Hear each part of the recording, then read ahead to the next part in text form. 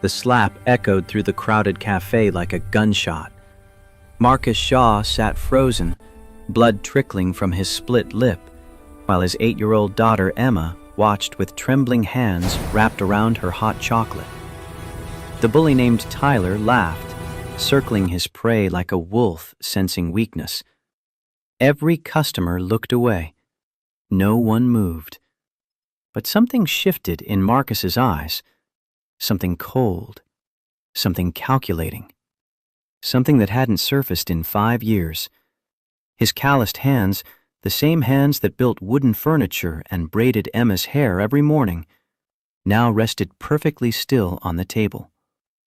Tyler saw a coward. He didn't see the ghost. He didn't know that those quiet hands had once ended threats far more dangerous than him in the shadows of foreign deserts. And he certainly didn't know that threatening Emma would be the worst mistake of his life. 3 hours earlier, dawn broke over Maplewood, Oregon, with a kind of golden light that made small towns feel like they existed outside of time. Marcus woke at 5:45, a habit carved into his bones by 15 years of military discipline that refused to fade even after 5 years of civilian life.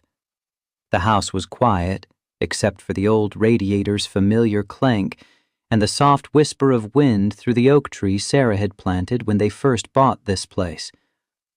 He sat on the edge of the bed for a moment, hand unconsciously reaching for the empty pillow beside him before pulling back.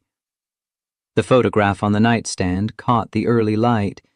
Sarah's smile, frozen in time, her green eyes bright with the kind of joy that made the world seem kinder than it was. He pressed his palm flat against the cool wood of the dresser Sarah had helped him choose at that estate sale in Portland, back when they were young and broke and convinced that love could build a life from salvaged pieces. The memory came whether he wanted it or not.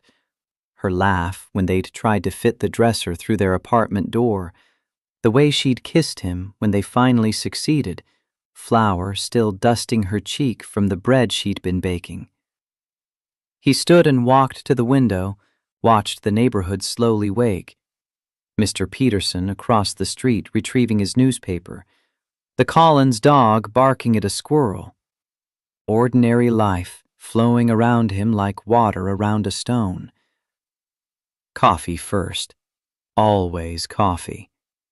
He moved through the kitchen with practiced efficiency, measuring grounds by feel rather than sight, setting the machine to brew while he pulled eggs from the refrigerator. Emma would wake soon, and she liked pancakes on Saturdays, a tradition Sarah had started that Marcus kept alive with the kind of fierce devotion other men reserved for religion. The batter came together under his hands, familiar motions that let his mind drift to the stack of invoices on his desk, the Williams family's dining table waiting in his workshop with one leg still needing its final sanding, the mortgage payment due next Friday. $45,000 a year.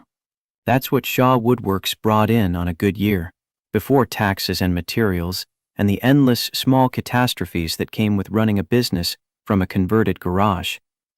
Some months were flush, like when the Henderson family commissioned that china cabinet, or when the young couple from Portland paid premium for their custom bed frame. Other months, he ate ramen so Emma could have fresh fruit in her lunch. The arithmetic of single parenthood played out in his head every morning. Rent $1,200, utilities averaging $350, groceries $400 if he was careful, Emma's school supplies and clothes, and the 100 small needs that cropped up like weeds. He'd gotten good at stretching dollars, at fixing things himself, at saying no to Emma's wants while making sure her needs never went unmet. The smell of coffee pulled him back to the present.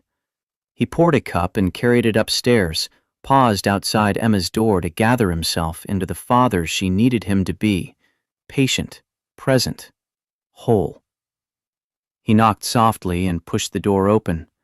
She was already awake, sitting cross-legged on her bed with a book open in her lap, blonde hair falling across her face in a curtain that made his chest ache with how much she looked like Sarah. Time to face the world, princess. She looked up and smiled, that gap-toothed grin that could still stop his heart. 5 more minutes, Daddy? I'm at the good part where the dragon decides to be friends with the knight. Dragons and knights can wait 5 minutes, but pancakes can't. They get cold and sad. Emma giggled and marked her page, slid off the bed in her purple pajamas covered with stars. She padded over and wrapped her arms around his waist, pressing her face against his worn flannel shirt. He rested his hand on top of her head, felt the fragility of her skull beneath his palm, the weight of responsibility that never got lighter no matter how many years passed. This small human depended on him for everything: food, shelter, safety, love. The countless invisible things that shaped a childhood into either foundation or ruin. Downstairs, they moved through their Saturday morning routine with the comfortable rhythm of long practice. Emma climbed onto the stool at the kitchen counter while Marcus heated the griddle and poured the first golden circles of batter. She chattered about school, about her friend Molly, who had a new puppy, about the art project due next week, where she wanted to make a sculpture of a horse.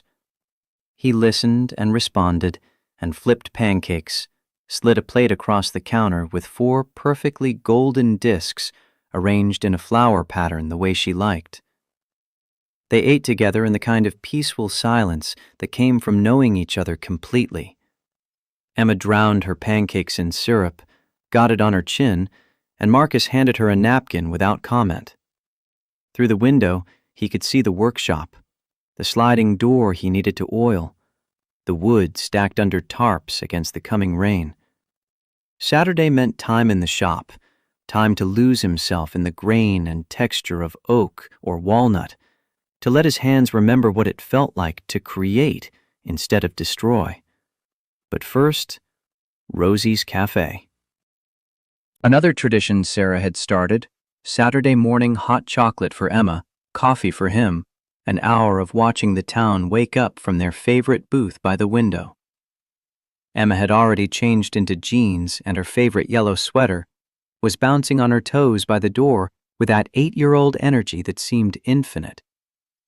The drive to downtown Maplewood took 7 minutes. Marcus knew because he'd timed it 100 times, cataloging escape routes and alternate paths the way he'd cataloged them in Kabul and Baghdad and a dozen other cities whose names he tried not to think about. The Wraith didn't sleep easily even when the soldier thought he'd retired. Main Street was already showing signs of life: Meg opening the bookstore, Carlos sweeping the sidewalk outside his barber shop, old Mrs. Patterson walking her terrier past the hardware store. Rosie's Cafe occupied a corner lot in a brick building that had been standing since before World War II. Its painted sign faded but cheerful, red and white checkered curtains in the windows promising warmth and comfort. Helen Brennan had run it for 30 years, ever since her husband David came back from Vietnam, and they'd bought it with his disability settlement and her inheritance from her parents. David died 10 years back from complications nobody could quite explain, but everyone knew traced back to Agent Orange. Helen kept the place running the way David would have wanted: good coffee, honest food, a place where people could sit and feel like they belonged. The bell above the door chimed as Marcus held it open for Emma. The familiar smell hit him immediately: coffee and bacon grease and cinnamon rolls fresh from the oven. Helen stood behind the counter, silver hair pulled back in a practical bun, blue eyes crinkling as she spotted them. "Morning, Shaw family." "The usual booth's waiting for you." Emma waved and made a beeline for the window booth with the cracked vinyl seat nobody else wanted. Marcus followed, slid in across from her, and watched as she immediately began rearranging the sugar packets on the table into elaborate geometric patterns. Another habit she'd inherited from Sarah, this need to organize small things into order. He wondered sometimes if it was her way of controlling a world that had taken her mother without warning or mercy. Helen's daughter Sophie appeared beside their table, 22 and putting herself through community college one shift at a time. She had her mother's warm smile and her late father's stubborn chin. "Morning, Mr. Shaw, Emma. Hot chocolate with extra marshmallows and coffee black?" "You know us too well." Sophie grinned and headed back toward the counter. Emma was already deep in concentration with the sugar packets, building what looked like a tiny fortress. Marcus let his gaze drift around the cafe, taking in the dozen or so other customers scattered across the worn linoleum floor. The elderly Peterson couple in the corner booth sharing a newspaper they'd probably been reading together for 40 years. A young mother wrestling with a toddler and a stack of pancakes near the back, her patience thinning but her smile still intact. Two men in work clothes discussing a construction job over scrambled eggs and hash browns. This was the heartbeat of small-town America, the kind of place where everybody knew everybody and strangers were noticed immediately. Marcus had chosen Maplewood for exactly that reason when he'd left the service 5 years ago. A place small enough to feel safe, far enough from the city to avoid the noise and chaos that sometimes made his hands shake, close enough to Portland that he could access suppliers and customers for his woodworking business. Sophie returned with their order, set the steaming mug of hot chocolate in front of Emma with exaggerated care. Emma's eyes went wide at the mountain of marshmallows piled on top. "Sophie, this is amazing. It's like a marshmallow snowman family." "Best part of my job is seeing your face light up like that." Sophie ruffled Emma's hair and moved to the next table. Marcus watched his daughter carefully fish marshmallows from the drink with her spoon, arranging them on a napkin with intense focus. Her small fingers worked with surgical precision, tongue poking out slightly as she positioned each white puff into what she'd decided was a father snowman and a daughter snowman.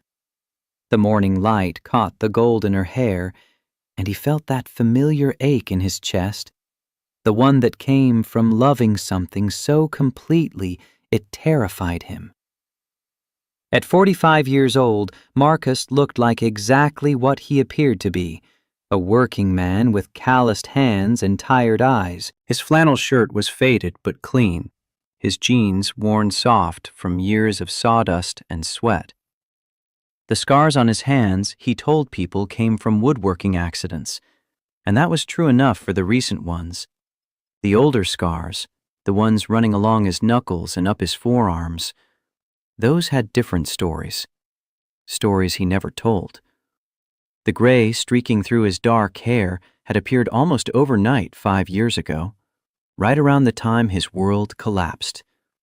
Friends said it made him look distinguished. Marcus thought it made him look exactly as old as he felt. "Daddy, look." Anna held up her cup triumphantly. "The daddy snowman is the biggest because he has to protect the baby snowman from the hot chocolate ocean." Something cracked in his chest, the way it always did when Emma said things like that, without knowing how deeply they cut. He reached across the table and tucked a strand of blonde hair behind her ear, his rough fingers impossibly gentle against her soft cheek. "That's a very smart daddy snowman. He's lucky to have such a good artist making sure he's strong enough for the job." The bell above the cafe door jingled, and Marcus's eyes flicked automatically toward the entrance. Old habits from another life, ones he couldn't seem to shake no matter how many years of peace piled up behind him. 3 men walked in, their voices too loud for the sleepy Saturday morning atmosphere. The one in front was young, maybe late 20s, with the kind of swagger that came from never facing real consequences. He wore expensive sneakers that had never seen honest work and a gold chain that caught the light when he moved. His face had that soft, entitled look of someone who'd always gotten what he wanted, one way or another. His 2 companions flanked him like satellites, smaller, quieter, eyes darting around the room with the nervous energy of followers who weren't quite sure they wanted to be following anymore, but didn't know how to stop. Marcus turned back to his daughter, but something in his peripheral vision kept tracking the three men as they approached the counter. A threat assessment running on autopilot. 3 potential hostiles. Alpha male displaying dominance behavior. Followers showing signs of intoxication and nervousness. No visible weapons, but body language suggesting volatility. He forced himself to breathe slowly. This wasn't Fallujah. This was a cafe in Oregon on a Saturday morning, and those were just 3 guys getting coffee, not insurgents planning an ambush. Emma was telling him something about school, about her friend who had a new puppy, and he made himself focus on her words instead of the tightening in his shoulders. Maggie, the young waitress who always snuck Emma extra whipped cream, stood behind the register with her customer service smile firmly in place. Sophie. Her name was Sophie, not Maggie. He corrected himself, annoyed at the slip. 5 years, and sometimes the adrenaline still made him stupid. The man in front leaned against the counter with practiced casualness. "Hey, sweetheart, how about you give me your number along with that coffee?" His voice carried across the small cafe, designed to be heard, designed to establish territory. Sophie's smile flickered but held. "Just the coffee today, sir. What size would you like?" The man laughed, and it wasn't a pleasant sound. "Playing hard to get. I like that." He reached across the counter and touched her arm, fingers lingering on her skin. Sophie stepped back, her face going pale. "Sir, please don't touch me." Marcus's hand stopped moving mid-reach for his coffee cup. Emma was still arranging marshmallows, oblivious, safe in her child's world where adults were supposed to handle problems and keep danger away. He knew he should stay seated. Getting involved in other people's problems was a good way to create problems of his own. He had Emma to think about, responsibilities, a life carefully constructed to be quiet and safe and normal. But some lessons were more important than safety. He stood slowly, the motion drawing the attention of half the cafe. He wasn't particularly tall, maybe 6 feet in his work boots, but there was something about the way he moved that made him seem larger than his physical space. He walked toward the counter with the unhurried pace of a man who'd learned that speed wasn't nearly as important as intention. "Excuse me." His voice was soft, almost gentle. The lady said no. The man turned, irritation flashing across his features before settling into amusement. "Mind your own business, old man. This is between me and the pretty girl." Marcus positioned himself between Sophie and the 3 men, his back to the counter. "She asked you not to touch her." "That makes it my business." "That makes it everyone's business." He could feel the weight of every eye in the room, could feel Emma's gaze burning into his back from their booth by the window. "I think maybe you boys should get your coffee somewhere else today." The man's amusement curdled into something uglier. He stepped closer, close enough that Marcus could smell the stale alcohol on his breath, the remnants of whatever party had carried him through the night. "You think you can tell me what to do? You know who I am? My uncle's the sheriff of this whole county. I know what you are." Marcus kept his voice level. "And I'm asking you nicely to leave." The hand came up fast, faster than Marcus had expected from someone who moved like he'd never had to fight for anything in his life. The slap connected with Marcus's cheek, snapping his head to the side. He tasted blood where his lips split against his teeth. The cafe erupted in gasps and the scraping of chairs as people moved away from the violence. "Daddy!" Emma's voice cut through the noise, and the sound nearly broke his careful control. He turned his head slowly, back to face the man who had just struck him. Made a choice. Chose to stay still. chose to bleed, chose to let this man think he had won. Because Emma was watching, and she needed to learn that strength wasn't about hurting people, that a real man knew when to stay his hand, even when his hands knew 1,000 ways to end this threat. "What's wrong, old man?" The man was circling now, emboldened by Marcus's stillness. "Too scared to fight back in front of your little princess?" He jerked his chin toward Emma. Marcus wiped blood from his lip with the back of his hand. "My daughter is watching." The words came out quiet, almost conversational. "I need you to understand that. My daughter is watching everything that happens in this room, and I need her to learn the right lessons today." The man snorted. "What lessons? How to be a pathetic pushover?" "No, the lesson that strength isn't about hurting people. The lesson that a real man knows when to stay his hand. There's always a choice. You don't tell me what to do." The man's face flushed red with rage. "One phone call and my uncle makes your life hell. Sheriff Hollis runs this town, so maybe you should think carefully about what you say next." Marcus started to turn back toward Emma, toward the booth where his daughter sat frozen with fear in her green eyes. But the man grabbed his shoulder, spinning him back around.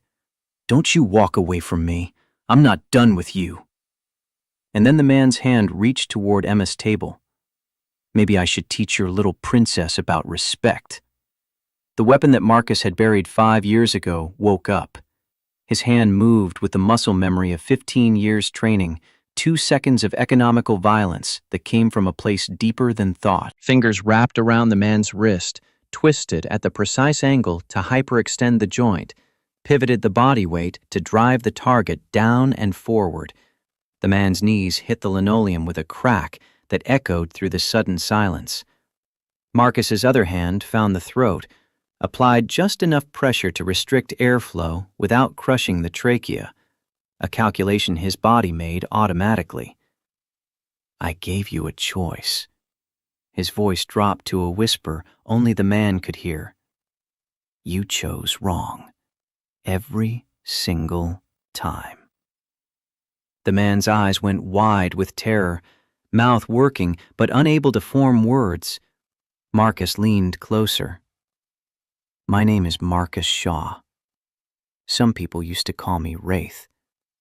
15 years making problems disappear for the United States government in places that don't exist on any map. I was very good at my job. I retired because I wanted to be a father more than I wanted to be a weapon. But the weapon is still here. It's always here. And right now, it's the only thing standing between you and a very educational experience about which bones break easiest and which nerve clusters cause the most pain without permanent damage." "Please." The word came out strangled. "I'm sorry." "You're not sorry you hit me." Marcus applied slightly more pressure, and the man's face started turning purple. "You're not sorry you threatened my daughter. You're sorry because you're scared. And scared is the only language bullies like you understand." "Daddy?" Emma's voice was small and uncertain, and it cut through the red haze faster than anything else could have. Marcus closed his eyes for a moment, forced himself to breathe, to come back from the edge. When he opened them, the cold thing behind his gaze had retreated. He released the man and stepped back. "Here's what's going to happen. You're going to apologize to Sophie. Then you're going to walk out that door. And you're never coming back here. Do you understand me?" The man scrambled to his feet, clutching his arm. His 2 companions had already backed toward the exit. He stumbled after them without a word. The door slammed shut, and the cheerful bell seemed obscene in the heavy silence that followed. Marcus turned back toward the booth, and his heart stopped. Emma was pressed against the window, as far from him as she could get in the confined space. Her hot chocolate lay spilled across the table, marshmallow family destroyed, brown liquid dripping onto the floor. But what killed him was the look in her eyes. Pure fear, directed at her own father. He walked back on legs that felt like they belonged to someone else. Every eye in the cafe tracked his movement, but he couldn't focus on any of them. All he could see was Penny's face, the way she was looking at him, like he had suddenly become a stranger, wearing her father's skin. He slid into the seat across from her, moving carefully, trying to shrink himself back down to the safe and ordinary man she had known for 8 years. "Hey, sweetheart." His voice came out rough. "It's okay. Everything's okay now." Emma didn't say anything for a long moment. Her small hands were wrapped around the empty cup, knuckles white. When she finally spoke, her voice was barely above a whisper. "Daddy, your lip is bleeding." "It's just a scratch, baby. Nothing to worry about." He grabbed napkins from the dispenser, dabbed at his mouth, watched the white paper bloom red. But Emma's eyes stayed fixed on the blood, and Marcus knew that nothing he said right now would make this moment unhappen. The cafe door burst open, and 2 uniformed officers walked in, hands already resting on their belts. The older one scanned the room with practiced efficiency, his gaze settling on Marcus with a flicker of recognition. Officer Jim Patterson had been on the force for 23 years, and he knew trouble when he saw it. What he saw right now didn't add up. Blood on the quiet carpenter's lip, the shattered look in the little girl's eyes, the way the other customers were watching like they couldn't quite believe what they'd witnessed. "Mr. Shaw." Patterson's voice was carefully neutral. "We got a call about a disturbance. You want to tell me what happened here?" Marcus stood slowly, keeping his hands visible. "Officer Patterson, there was a situation. 3 men came in. One of them was harassing Sophie behind the counter. I asked them to leave. One took exception and struck me." He touched his split lip. "I may have discouraged him from continuing." Patterson's eyes flicked to Marcus's lip, then to Sophie, still pale and shaken behind the counter, then to the other customers who were nodding confirmation. He'd known Marcus for 3 years now, bought a dining table from him, seen him at every school event, watched him teaching his daughter to ride a bike in the park. The man was quiet, polite, kept to himself, not the type to start trouble. And then they left? That's all. Just a misunderstanding. Patterson's partner, a younger officer named Reeves, who still had that eager look of someone trying to prove himself, stepped forward. "Witnesses say you grabbed one of them, put him on his knees. That's assault, not self-defense." Marcus met his gaze without blinking, and something in his stillness made Reeves take an involuntary step backward. "I defended myself. The situation was resolved without serious injury to anyone. I'd like to get back to breakfast with my daughter now, if that's all right." The door opened again, and the atmosphere in the cafe shifted like a weather front moving in. Sheriff Raymond Hollis walked in, face flushed with fury, belly straining against his uniform shirt. Behind him, supported by his 2 companions, was the man from before, Tyler, Marcus's mind supplied, though he didn't remember hearing the name. Tyler was still clutching his arm, putting on a show of injury that hadn't been there when he'd fled.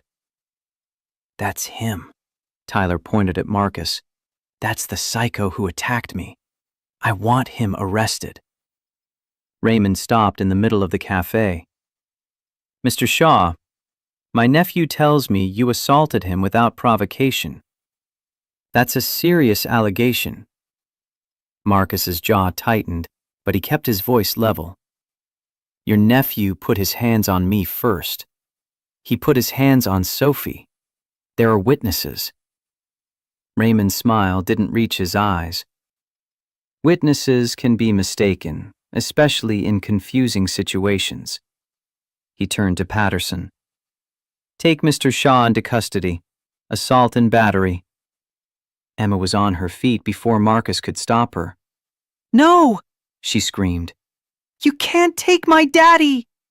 She ran to Marcus and wrapped her arms around his waist. Please don't take him away! Marcus's heart shattered into pieces too small to count. He knelt down, taking Emma's face in his hands. Listen to me.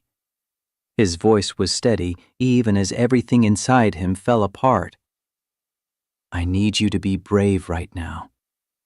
I'm going to go with these officers, and we're going to talk about what happened. And then I'm going to come home. I promise you, Emma, I promise on Mommy's name, I will come home. Emma's sobs shook her whole body. But what if they take you away like they took Mommy? The words hit him harder than Tyler's slap ever could. He pulled her close, pressed his lips to the top of her head, breathed in the strawberry scent of her shampoo. Nothing is going to take me away from you. Nothing in this world or any other. I will always come back for you. Do you understand? Emma nodded against his chest, her tears soaking through his flannel shirt. Marcus looked up at Sophie. Can you stay with her? Sophie nodded immediately, already moving around the counter. Of course, Mr. Shaw. I've got her. Marcus stood, gently extracting himself from Emma's grip. Patterson stepped forward with handcuffs, and Marcus held out his wrists without resistance. The metal clicked closed, cold and familiar. They led him toward the door, and he forced himself not to look back, not to see Emma's face pressed against the window, small hand raised in a desperate wave goodbye. The patrol car smelled like industrial cleaner and old coffee. Marcus sat in the back seat with his hands cuffed in front of him and watched Maplewood slide past through the dirty window. They passed the hardware store where he bought his wood stain, the park where Emma played every Sunday after church, the elementary school where she was learning to read chapter books and make friends and navigate the complicated social world of second grade.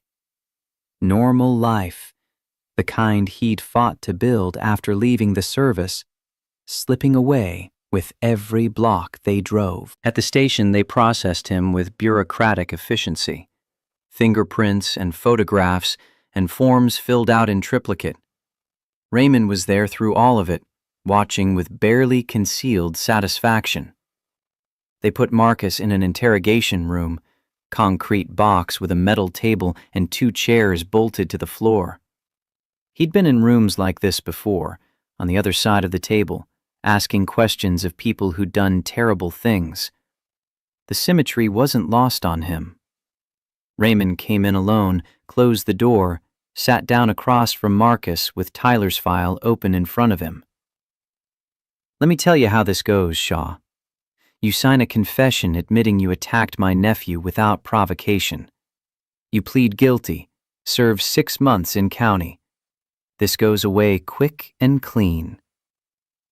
Marcus said nothing, just looked at Raymond with the same flat expression he'd given insurgents and terrorists and all the other people who tried to intimidate him over 15 years of operations. Or... Raymond leaned back in his chair. You fight it, and I make your life hell. His voice dropped to conversational. I've been sheriff 20 years. I know every judge, every lawyer, every county official from here to Portland.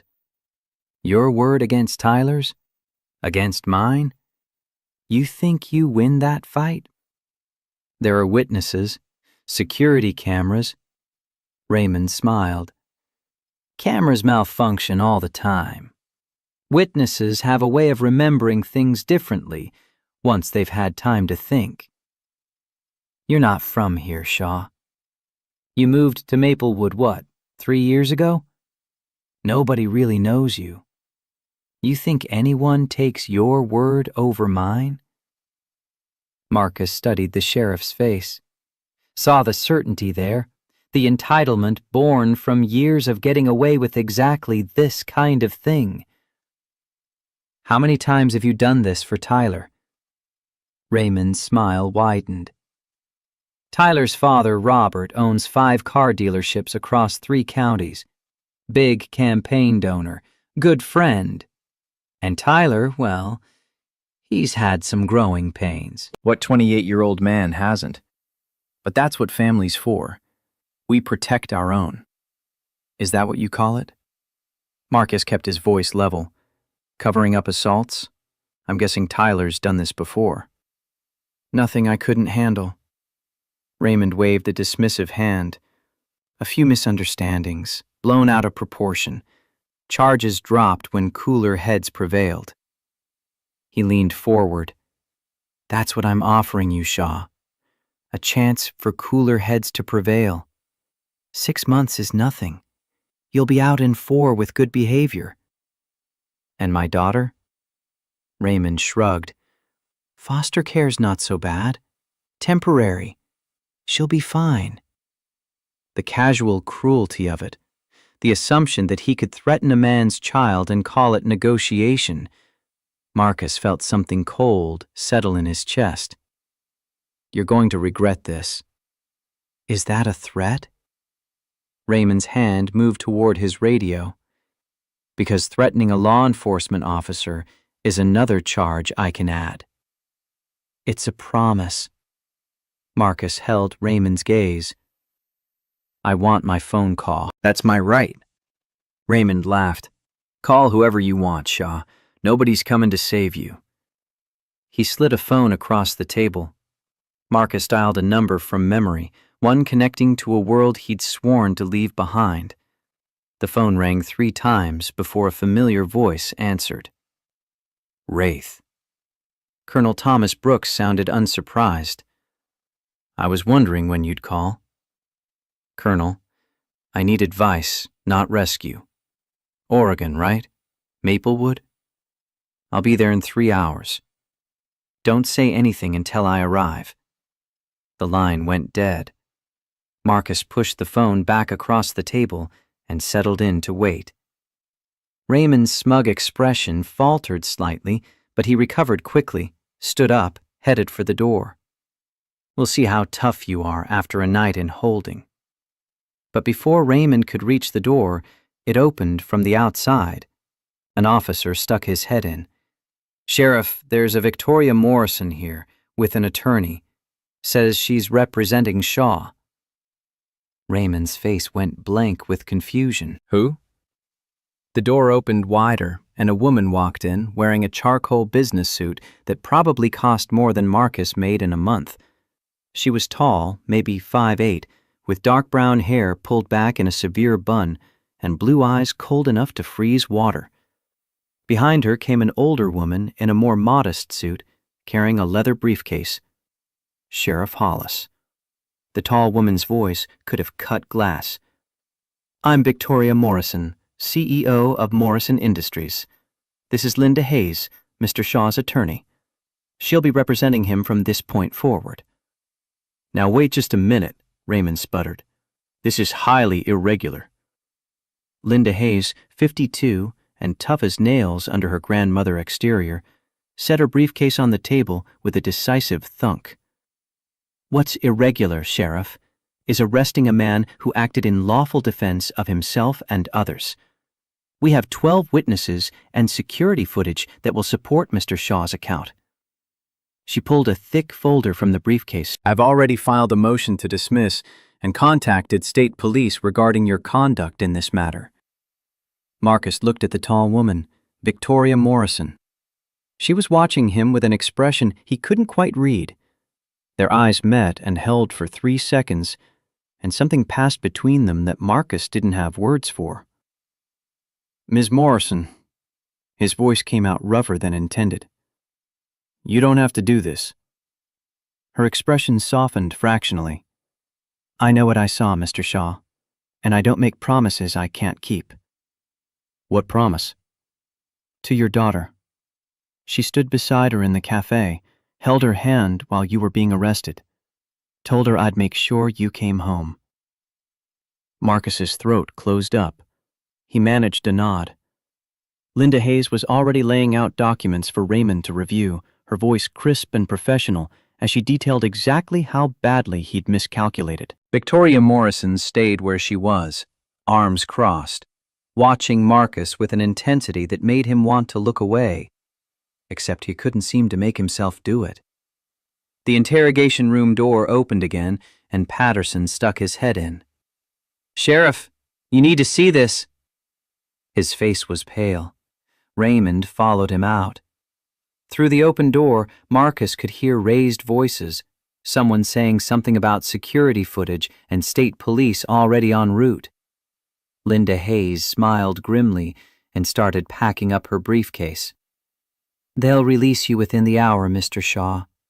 Bail hearings Monday, but I expect charges will be dropped before then." "How did you—" Marcus looked at Victoria. "How did you even know to come?" "I was in Maplewood to meet with you, actually.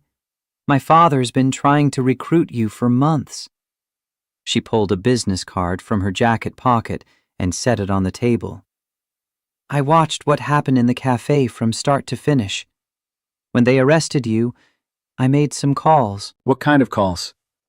Marcus picked up the business card. Morrison Industries, Victoria Morrison, CEO. The kind that get results. She headed toward the door, then paused. "Your daughter is waiting outside with my daughter Olivia and Sophie from the cafe. I thought she shouldn't be alone."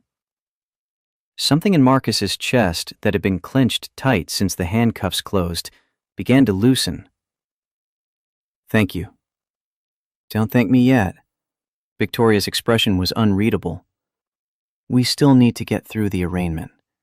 But Linda's the best, and the evidence is overwhelming. You'll be fine." She left, and Marcus sat in the interrogation room, wondering what had just happened, and why a CEO from Portland would drop everything to help a carpenter she'd never met. Linda Hayes finished organizing her papers and looked at him with eyes that had seen too many cases like this. "You made an enemy today, Mr. Shaw. Sheriff Hollis doesn't forget things like this. I hope you're prepared for what comes next." "I've had worse enemies." Marcus's voice was flat. "And I'm still here." She studied him for a long moment. "I believe you. Come on. Let's get you out to see your daughter." They led him through the station and out to the lobby, where Emma sat on a plastic chair swinging her legs, Sophie beside her, and a girl about a year older on her other side. Emma saw him and launched herself across the room. "Daddy!" He caught her and held on, buried his face in her hair, felt her arms tight around his neck. "I'm here, Princess. I'm here." "I was so scared." Emma's voice was muffled against his shoulder. "I know, baby. I'm sorry. I'm so sorry." The other girl was watching them with solemn blue eyes. She had dark brown hair and her mother's sharp features softened by youth. Victoria stood beside her, one hand on the girl's shoulder. "That's Olivia, my daughter. She's been keeping Emma company." Emma pulled back enough to look at Marcus. "Miss Victoria promised you'd come back." "And Olivia let me hold her teddy bear." Marcus looked up at Victoria over his daughter's head, found no words adequate for what he needed to say. She seemed to understand because she just nodded slightly. "We should go." Victoria's voice was gentle. "You've both had a difficult morning. My car's outside. I can drive you home." "I can walk. It's not far." "With blood on your face and your daughter already traumatized?" Victoria raised one elegant eyebrow. "Get in the car, Mr. Shaw." So he did. Sat in the back of a Mercedes S-Class that smelled like leather and expensive perfume, while Emma curled against his side and Olivia sat on her mother's other side, stealing glances at them. The drive to a small house on Maple Street took 4 minutes. Victoria pulled up to the curb and put the car in park. "Thank you." Marcus opened the door. "For everything." "We're not done yet." Victoria handed him another business card, this one with her personal cell number written on the back. "Call me tomorrow. We need to talk about what happens next, and about my father's job offer. I'm not really in a position to think about business right now. Then think about the fact that Sheriff Hollis is going to make your life difficult, and you're going to need allies." She met his eyes in the rearview mirror. "I'm offering to be one." "Why?" "Because I saw what you did in that cafe. You let a man hit you rather than hurt him in front of your daughter. That's not weakness, Mr. Shaw. That's strength of a kind most people will never understand." He got out with Emma, watched the Mercedes drive away, and stood on his small front lawn looking at the house he'd bought with Sarah, the life they'd planned to build together, the future that had become something completely different than either of them imagined. Emma tugged his hand. "Can we go inside, Daddy? I'm tired." "Yeah, Princess. Let's go inside." They walked up the cracked concrete path, and Marcus unlocked the door and stepped into the familiar quiet of home. Emma went straight to the couch and curled up in the corner, pulling the afghan Sarah had crocheted over herself. Marcus sat beside her, and she immediately burrowed against his side. "Daddy?" Her voice was small. "Are you really Wraith?" He closed his eyes. "I used to be. A long time ago. Before you were born." "What does it mean?" "It means I was a soldier who did very difficult, dangerous things. Things that kept people safe, but also things that required me to hurt people sometimes. Bad people mostly. People who wanted to hurt others. But still." He struggled to find words that would make sense to an 8-year-old. "I left that life when Mommy died, because being your daddy became more important than being Wraith." "Is that why you knew how to stop the mean man?" "Yes, baby. The training stays with you even when you don't want it to." Emma was quiet for a long moment. "Will you teach me to be strong like you?" The question carved something out of his chest. "I'll teach you to be smart and safe and brave. But strength isn't about hurting people, Emma. Real strength is choosing not to fight, even when you could win." "But you did fight." "Eventually. Only when he threatened you." Marcus tipped her chin up so she could see his face. "Protecting you is the most important thing in the world to me. More important than being peaceful. More important than anything." Emma studied his face with those green eyes that were Sarah's eyes and would always be Sarah's eyes looking at him. "I understand, Daddy. You're like a dragon who decided to stop breathing fire, but still has the power." Despite everything, Marcus smiled. "Where did you hear that?" "Miss Victoria said it. In the police station.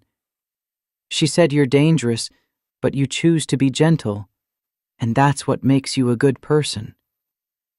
"She said that?" Emma nodded, and she said, "Any man who loves his daughter enough to let someone hurt him is a man worth knowing." Marcus thought about Victoria Morrison with her expensive suit and cold blue eyes that had warmed when she talked to Emma. Thought about the way she'd walked into that police station like she owned it and demanded his release.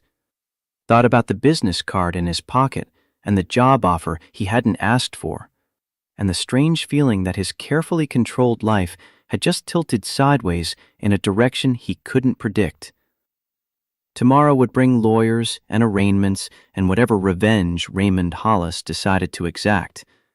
But tonight, he had Emma safe against his side and a house that was still theirs, and enough strength left to face whatever came next.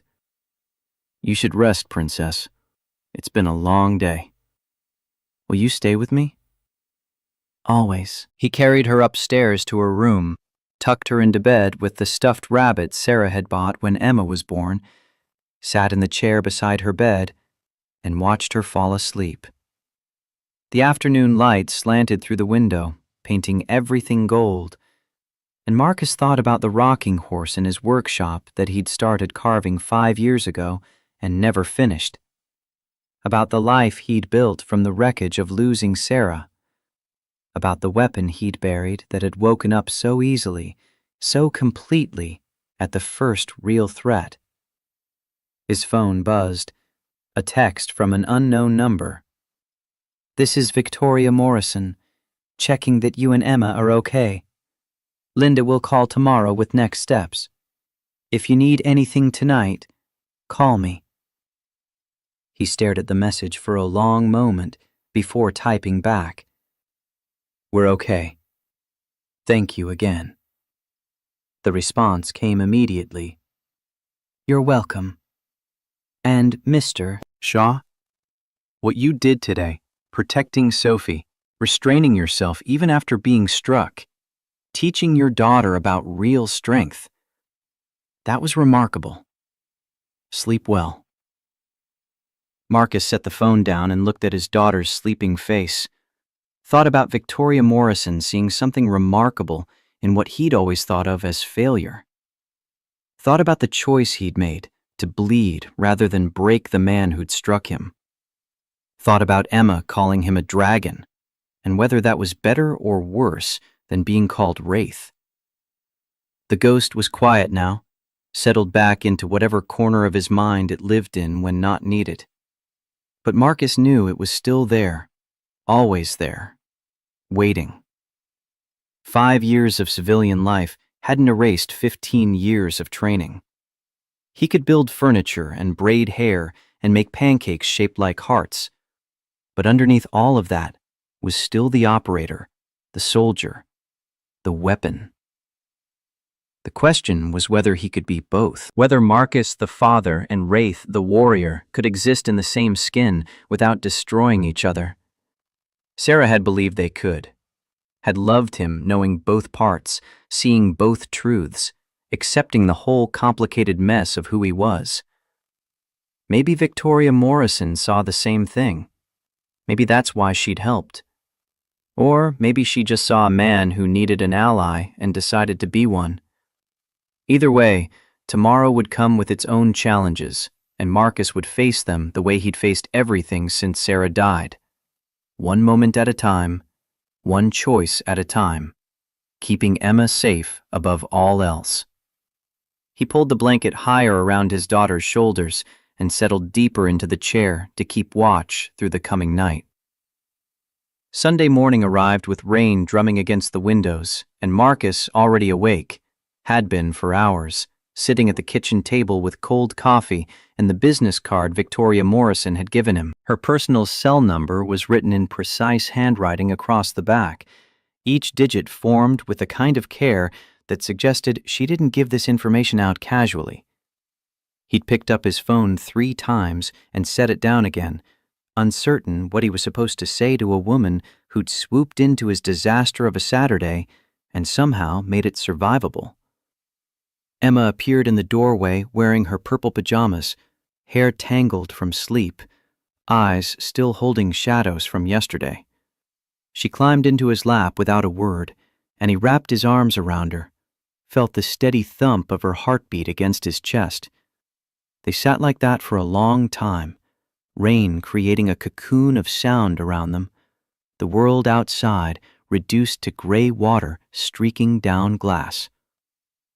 The phone rang, and Marcus nearly dropped it. Linda Hayes' name appeared on the screen. He answered, and her voice came through crisp despite the early hour. "Arraignment's tomorrow at 10. Judge Patricia Monroe, which is good for us. She's fair, doesn't tolerate corruption.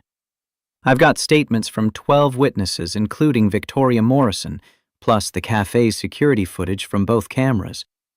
Helen Brennan turned over backup footage from an angle the sheriff didn't know existed.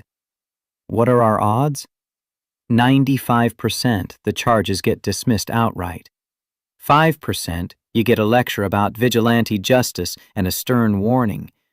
Either way, you're going home to Emma. And after? What happens with Hollis?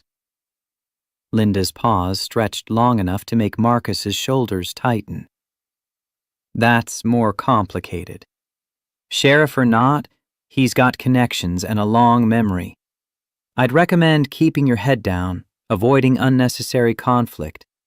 You made him look bad in front of the whole town, and men like Raymond don't forgive that. Understood. Marcus glanced down at Emma, who'd started to doze against him. Thank you, Linda. Thank Victoria Morrison. She's the one who called me at 7 on a Saturday morning and offered to pay my fee. Told me she doesn't care what it costs. She wants you protected. He could hear the curiosity in Linda's voice. What's your connection to her? I built a dining table for a family in Portland last year. Her father saw it and tried to recruit me for some project. I told him I wasn't interested. You might want to reconsider. Having Morrison Industries in your corner means having one of the biggest employers in Oregon on your side. That carries weight. I'll think about it. He hung up and looked at the business card again. Emma stirred. Are you going to call her, Daddy? How do you know about that? Because you keep staring at that card like it's going to explode. Emma's voice held the practical wisdom of children who paid more attention than adults realized. She was nice to me. And Olivia was nice too. They shared their teddy bear. That was kind of them. Elizabeth said her daddy left, and now it's just her and her mommy. Like how it's just you and me. Emma looked up with those devastating green eyes. I told her maybe our families could be friends. Marcus felt something shift in his chest. Some tectonic plate of grief and loneliness grinding against the possibility of connection. Maybe they could be, Princess. So you should call her. Emma said it with the certainty of someone who'd already decided the outcome. To say thank you, at least. He dialed before he could overthink it. Victoria answered on the second ring. Mr. Shaw, is everything all right? We're fine. Emma convinced me to call and thank you properly. For yesterday, for everything.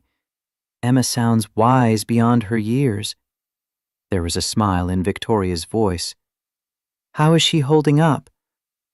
Better than I expected. Worse than I hoped. Marcus looked down at his daughter, who was now very obviously pretending not to listen. Kids are resilient until they're not. I know the feeling. Elizabeth still has nightmares about the divorce sometimes. Wakes up crying that her father's going to take her away, even though Richard lives in California and hasn't visited in 8 months. The vulnerability in her admission caught Marcus off guard. I'm sorry, that's hard. Harder on her than me. But we manage. Victoria's voice shifted to something more businesslike. Listen, I know you're dealing with the arraignment tomorrow, but I'd like to talk to you about my father's offer. Would you have time this afternoon? I could come to your workshop. I'm not really in a position to take on new work right now. Humor me. Consider it networking. Besides, Olivia's been asking about Emma all morning, and I could use an excuse to get her out of the penthouse. 2 hours of my day in exchange for letting our daughters play? Emma was already bouncing with excitement. Marcus sighed. You drive a hard bargain, Ms. Morrison. Vic. Call me Vic. And yes, I do. It's why I run a successful company. How does 2 o'clock work? Fine. The workshop is behind my house. You can't miss it. Perfect. See you then. She hung up and Marcus looked at Emma's grin. What? Nothing, Daddy. You just look less worried than before. The workshop needed cleaning. Marcus spent the next 3 hours sweeping sawdust, organizing tools, trying to make his converted garage look less like controlled chaos and more like professional workspace. The Williams family's half-finished dining table dominated the center of the room, walnut gleaming even in the gray daylight filtering through windows that desperately needed washing. He ran his hand over the wood grain, felt the familiar calm settle over him that came from working with natural materials, from creating something functional and beautiful from raw timber. At 1:50, he heard tires on gravel. The Mercedes pulled up beside his decade-old pickup truck, the contrast almost comical. Victoria stepped out wearing jeans and a casual sweater that probably still cost more than his monthly mortgage, but the effort to dress down was there. Olivia emerged from the passenger side, immediately spotting Emma watching from the workshop door and waving enthusiastically. "Can I show Olivia my room?" Emma looked up at Marcus with pleading eyes. "Stay upstairs, and if you need anything, just yell." Both girls took off running, and Victoria watched them go with an expression Marcus couldn't quite read. She doesn't usually warm up to people that fast. Olivia, I mean. She's been cautious since the divorce. Emma either. They walked into the workshop and Victoria stopped, her gaze traveling over the space with professional assessment.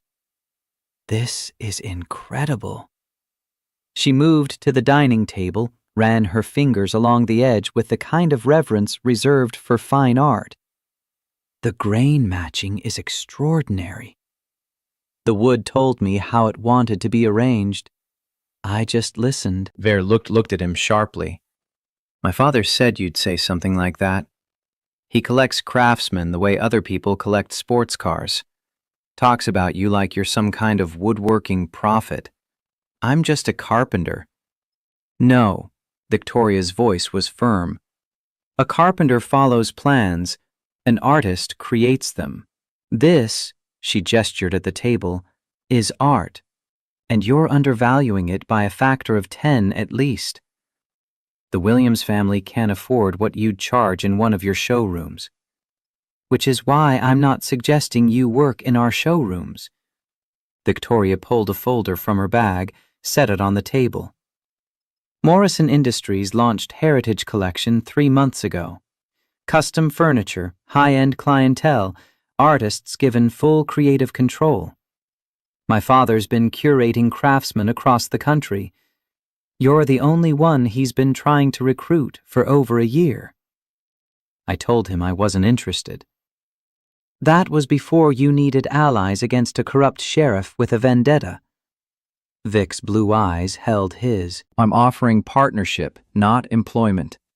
12 pieces a year, your designs, your timeline. We handle sales, marketing, client relations. You handle creation. What's the catch? $120,000 annual retainer plus 40% of sale price." She said it like she was discussing the weather. "Your table here would sell for $15,000 minimum in our collection. You'd make $9,000 after retainer allocation. The Williams family paid you what, $3,000? $3,500. So we'd give you triple what you're making now, handle all the business headaches, and you'd have legal and financial backing from one of the largest companies in the Pacific Northwest. The catch is, you'd have to trust me." "Why are you doing this?" Marcus studied her face, looking for the angle. "Nobody offers this kind of deal to a stranger." "You're not a stranger. I watched you let a man hit you rather than fight back in front of your daughter. I watched you get arrested protecting someone else." She picked up a chisel from the workbench, tested the sharpness with her thumb. "My ex-husband Richard was charming and successful, and he stole $200,000 from the company while we were married. Took me 3 years to build back the trust I'd lost, with employees, with clients, with myself. I got very good at reading people, at knowing who has integrity and who just performs it. And you think I have integrity? I think you'd rather bleed than compromise your principles. In my world, that's rarer than talent." Her voice softened. "And I think Emma deserves a father who isn't drowning in financial stress while fighting legal battles." The truth of it hit harder than Tyler's slap. Marcus turned away, looked at the rain still falling outside, felt the weight of 5 years of barely making it crush down on his shoulders. I don't need charity, Vic. Good, because I'm not offering it. This is business. You create furniture that my clients will pay premium prices for. Morrison Industries gets a reputation for supporting American artisans. We both win. What about when the arraignment's over and Hollis comes after me some other way? Then you'll have the best lawyers in Oregon on retainer and the political influence that comes from being associated with a company that employs 400 people statewide. She set the chisel down carefully. I'm not naive, Marcus. I know how small-town politics work. Raymond Hollis will make your life difficult if you let him, but he'll think twice before messing with someone who has Morrison Industries backing them. You'd do that? Risk your company's reputation for someone you barely know? My father built Morrison Industries on the principle that craft matters more than profit. She met his eyes, and something electric passed between them. He's been asking me to remember that for 5 years. Maybe it took watching you stand up to a bully to remind me what integrity actually looks like. Upstairs, Emma laughed at something Olivia said, and the sound carried down through the floorboards like a promise of normalcy Marcus hadn't realized he was craving. He thought about Emma's medical bills that would come when she inevitably got sick, about the truck that needed new tires, about the college fund he'd barely started, about the crushing anxiety of wondering whether this month's invoices would cover expenses. I'll need to think about it. Of course. Vic pulled a pen from her bag, wrote something on the folder. That's my father's number. Call him tomorrow after the arraignment. Talk details. No pressure, just conversation. Thank you. The words felt inadequate, but Marcus didn't have better ones. The girls thundered down the stairs, Emma pulling Olivia by the hand toward a half-finished rocking horse in the corner. That's what my daddy's been making for me since I was 3, but he hasn't finished it yet because it makes him sad. Olivia touched the carved mane with gentle fingers. Why does it make him sad? Marcus's throat closed. Victoria stepped in smoothly. Sometimes beautiful things remind us of people we miss. That doesn't mean we love them less, just that love and sadness can exist together. Like how I miss my old daddy, but I'm glad he's gone because he made Mommy cry. Olivia looked up at her mother with the brutal honesty children wielded without malice. Victoria's composure cracked for just a moment. Exactly like that, sweetheart. Emma squeezed Olivia's hand. My mommy died when I was 3. I miss her, but I don't remember her much. Daddy says that's okay because she lives in all the good things we do. The two girls looked at each other with the instant recognition of shared loss, and Marcus felt something in his chest expand and contract simultaneously. Victoria's eyes were bright with unshed tears. We should go. She cleared her throat. Olivia has piano practice at 4. Can Emma come to our house next Saturday? Olivia looked between the adults with hope naked on her face. We could make cookies and watch movies and have a sleepover? Victoria glanced at Marcus. If it's all right with Emma's father. Emma was already bouncing. Please, Daddy, please, please, please. We'll see. Let me get through tomorrow first. They walked the Morrisons to the car, rain still falling in steady sheets. Olivia climbed into the passenger seat, but Victoria paused with her hand on the driver's door. Tomorrow at the courthouse. I'll be there. You don't have to. I know. But I'm testifying anyway, and Emma shouldn't have to sit in a courtroom alone if things go badly. I'll bring Olivia. She can keep Emma company in the hallway. That's not your responsibility. No. Victoria's voice was quiet but firm. But maybe I want it to be. Not everything has to be transactional, Marcus. Sometimes people just help because it's the right thing to do. She drove away before he could respond, and Marcus stood in the rain watching the Mercedes disappear, wondering what it meant that a woman he'd known for less than 24 hours had already seen more of his life's fault lines than people he'd worked beside for years. Monday morning arrived with cloud cover, and Marcus's nerves stretched tight as piano wire. He dressed Emma in her nicest outfit, a blue dress Sarah had bought for her 6th birthday that still fit if he didn't look too hard at how the hem had crept up her calves. He wore the same suit he'd worn to Sarah's funeral, black and ill-fitting across shoulders that had broadened from 5 years of manual labor. The Maplewood County Courthouse occupied a brick building downtown that had been standing since the 30s, its steps worn smooth by decades of people seeking justice, or mercy, or something in between. Linda Hayes met them in the lobby, professional in gray wool, carrying a briefcase that radiated competence. She knelt to Emma's level. "Hi, Emma, I'm Linda. I'm helping your daddy today. Are you going to make sure he comes home?" "That's exactly what I'm going to do." Linda's smile was genuine. "And I'm very good at my job." Victoria appeared with Olivia, both dressed more casually than Marcus expected. She saw his expression. Figured the courtroom didn't need the CEO intimidation factor, just a concerned citizen who witnessed an assault. "Thank you." Marcus meant it for more than just the clothes.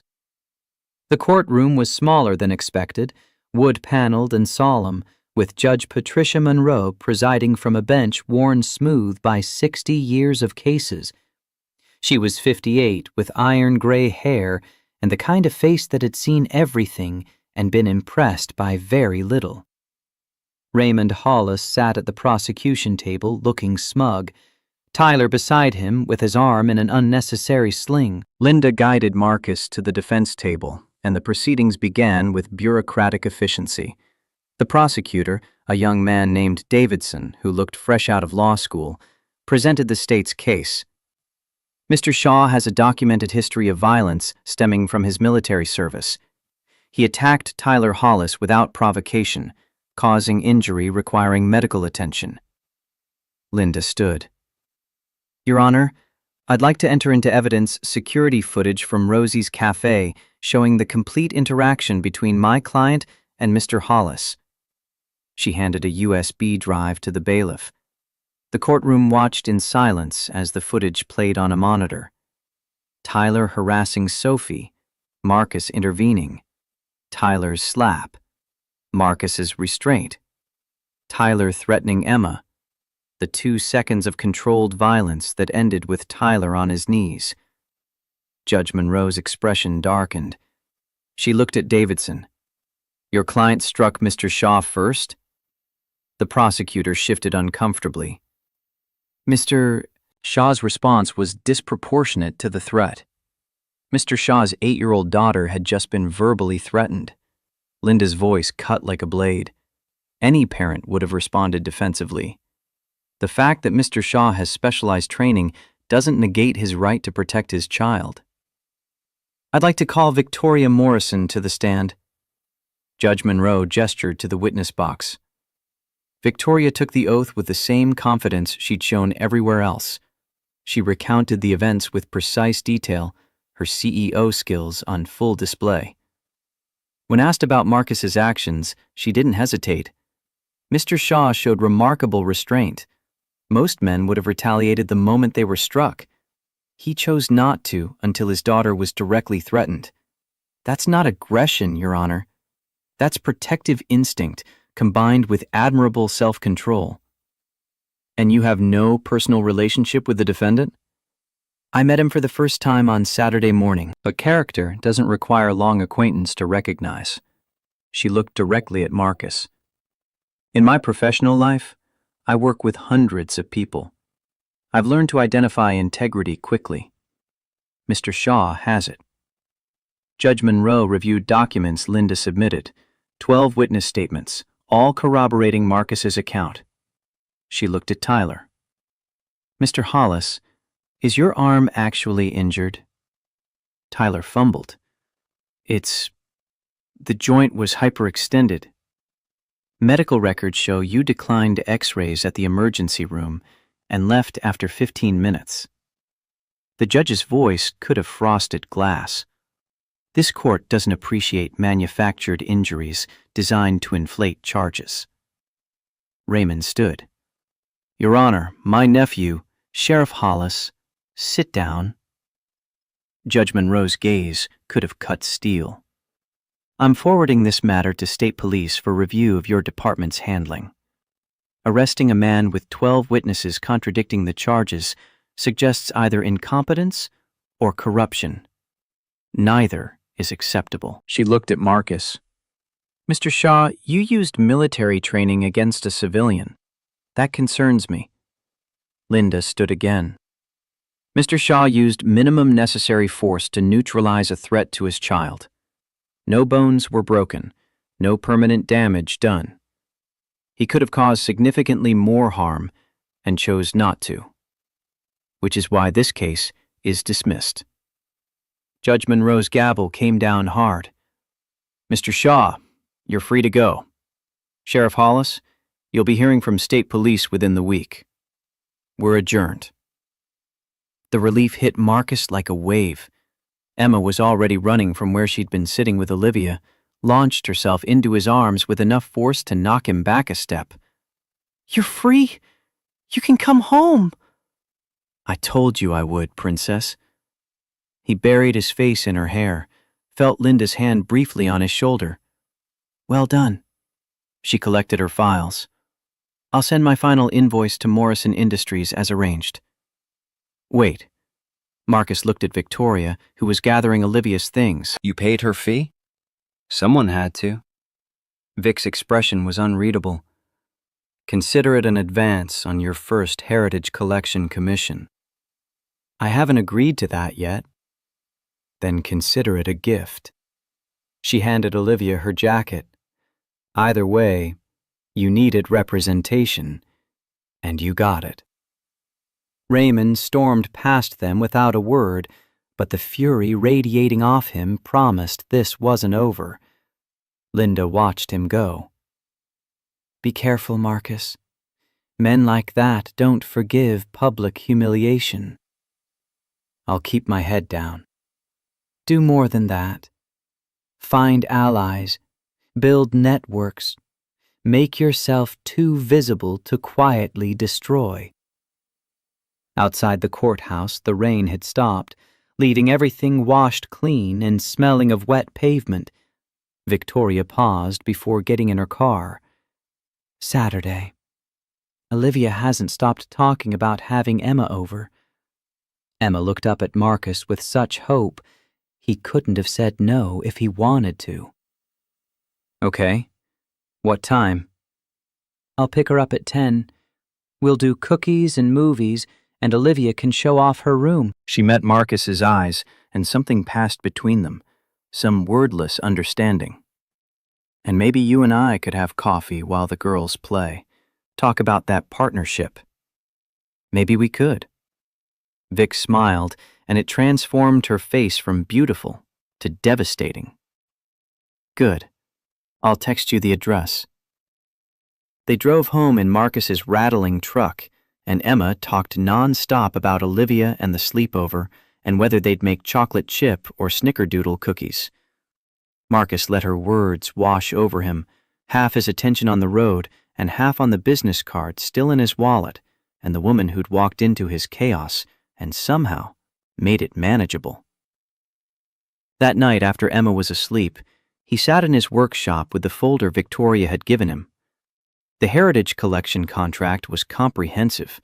12 custom pieces annually, full creative control, Morrison Industries handling all client relations and sales, legal protection included in the partnership agreement. The money was more than he'd made in the best year Shaw Woodworks had ever seen.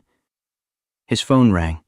Colonel Brooks, the number he'd called from the police station appearing on screen. He answered. Colonel. Wraith. Brooks sounded amused. Heard you had some excitement this weekend. Small-town trouble. Nothing I couldn't handle. With help from a CEO who happens to be the daughter of James Morrison. Brooks had clearly done his research. Morrison's good people. Built his company on old-school principles. Quality over quantity. Artisans over assembly lines. If his daughter's anything like him, you could do worse for an ally. She offered me a partnership. 6 figures, creative freedom, legal backing.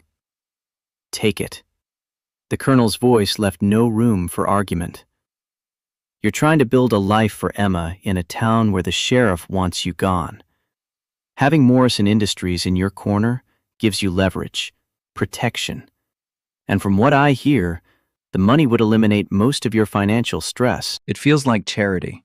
It's business. They get access to your skills. You get stability and resources.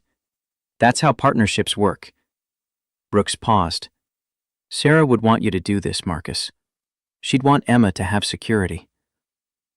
The mention of Sarah hit him in the chest. How do you know what Sarah would want? Because she called me a month before she died. Asked me to check on you if anything ever happened to her. Said she worried you'd try to do everything alone instead of accepting help when you needed it. His voice gentled. She knew you, Wraith. Better than you knew yourself. And she was right. Marcus's throat was too tight to speak. Take the partnership. Build something sustainable for Emma. And if Raymond Hollis comes after you again, make sure Morrison Industries lawyers are on speed dial. Brooks hung up before Marcus could respond. He sat in the workshop holding the phone and thinking about Sarah, about the conversations she'd had with Brooks that he'd never known about how she'd tried to take care of him even from beyond death. The rocking horse sat in the corner, unfinished and accusing. He'd started it when Emma was 2, planning to surprise Sarah on Emma's 3rd birthday. But Sarah had died 2 weeks before the party, and Marcus had put down his tools and never picked them up again for that particular project. 5 years of that horse sitting there, a monument to grief he couldn't complete and couldn't discard.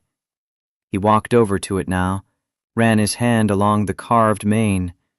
The wood was cherry, warm and reddish, grain flowing like water. He'd chosen it because Sarah loved cherry trees, had insisted they plant one in the backyard when they bought the house.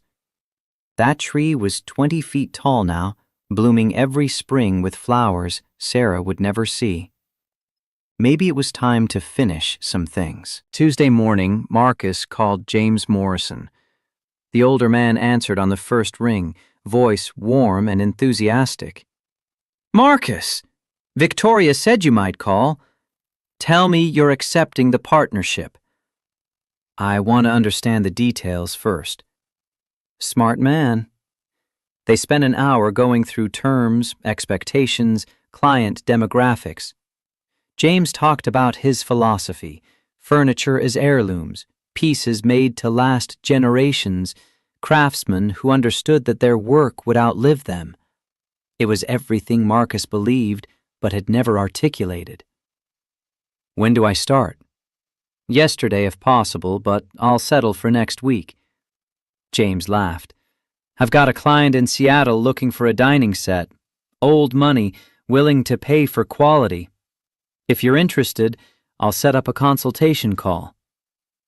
I'm interested. Perfect. Welcome to Heritage Collection, Marcus. You're going to do beautiful work. He hung up and looked around his converted garage with new eyes. This workshop had been enough when he was barely surviving, taking whatever commissions came his way. But if he was going to create 12 pieces a year for Morrison Industries' high-end clients, he needed better equipment, more space, professional setup. The money from the retainer would cover it. For the first time in 5 years, Marcus let himself imagine expansion instead of just survival. Wednesday brought a call from Officer Daniel Price asking to meet for coffee. They sat in a booth at Rosie's, different from the window seat, that one still felt contaminated. and Price looked uncomfortable in his civilian clothes. I wanted to give you a heads up. Raymond's planning something. What kind of something?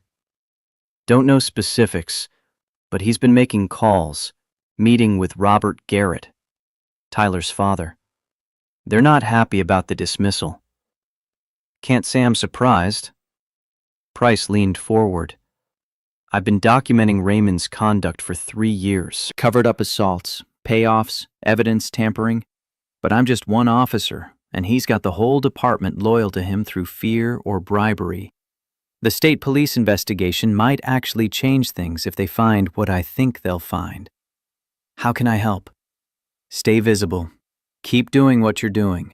If Raymond tries anything illegal, report it immediately. Price slid a card across the table. My personal cell. Day or night, you call if there's trouble. Why are you helping me? Because I became a cop to protect people. And watching Raymond abuse his badge for 20 years has been eating at me. You standing up to Tyler gave me an opening to finally do something about it. Marcus pocketed the card. I appreciate it. Just be careful. Raymond's got connections beyond Maplewood. He can make life difficult in ways that aren't obviously illegal. Thursday. Emma came home from school quiet.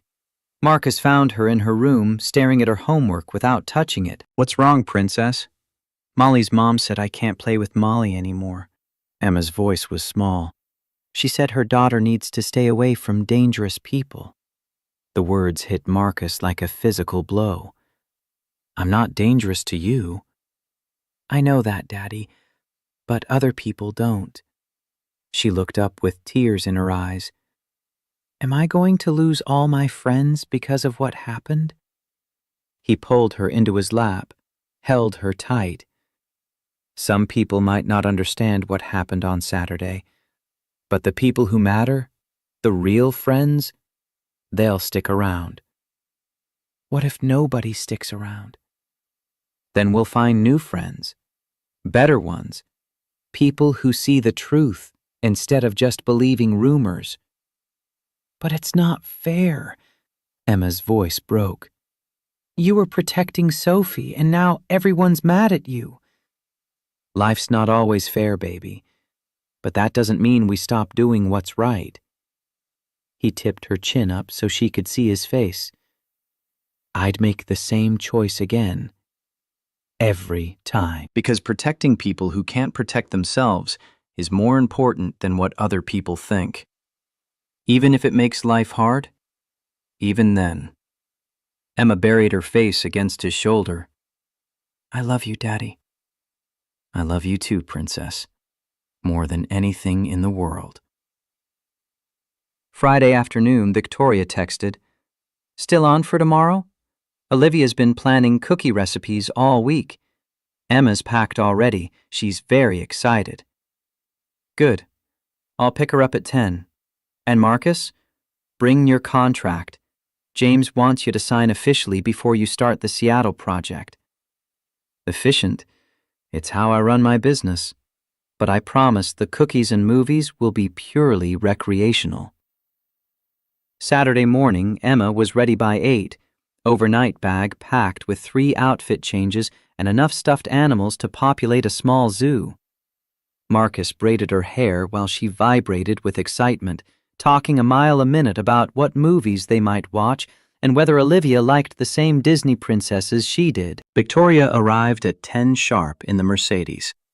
Olivia bounced in the passenger seat, waving at Emma through the window. Marcus carried Emma's bag to the car and helped her buckle in. Be good, listen to Miss Morrison, and call if you need anything. I will, Daddy. Emma was already turning to Olivia. The two of them immediately deepened conversation. Victoria looked at Marcus over the roof of the car. Come up around 7 for dinner? James will be there, and we can finalize the contract details. Plus, it'll give you a chance to see where Emma's staying. 7 works. She drove away, and Marcus stood in this driveway feeling the strange emptiness of a Saturday without Emma. The workshop beckoned, but for once, he couldn't summon the energy. He went inside instead, cleaned the kitchen that didn't need cleaning, organized tools that were already organized, tried not to think about the fact that his daughter was spending the day with a woman he barely knew and a girl Emma had met exactly twice. But Emma had been so happy, and Victoria had been nothing but kind. At 6:30, he changed into clean jeans and a button-down shirt that wasn't flannel, drove to the address Victoria had texted. The building was one of Portland's upscale high-rises, all glass and steel, doorman in the lobby who checked his name against a list before allowing him to the elevator. The penthouse occupied the entire top floor. Victoria answered the door in casual clothes, hair down around her shoulders instead of pulled back, smile genuine. "Come in. James and the girls are in the kitchen attempting to decorate cookies. It's going about as well as you'd expect." Marcus followed her through a space that belonged in magazines, floor-to-ceiling windows overlooking Portland, furniture that probably cost more than his truck, art on the walls he was afraid to look at too closely. The kitchen was larger than his entire downstairs, marble and stainless steel, and currently covered in flour and frosting. Emma and Olivia sat at the island wearing matching aprons, cookies spread before them in various states of decoration. James Morrison stood nearby, looking delighted with the chaos, silver hair and warm eyes, looking exactly like someone who'd built a company on principles instead of profit margins. "Marcus!" James came over with hand extended. "Finally we meet properly. Your daughter's been telling me about your workshop. Sounds like you could use better equipment." "I'm managing." "Managing isn't thriving." James gestured to the contract on the counter.